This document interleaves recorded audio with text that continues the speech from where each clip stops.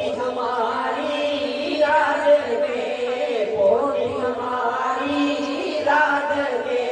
असिया कृष्ण मुरार ले जानी रथ पर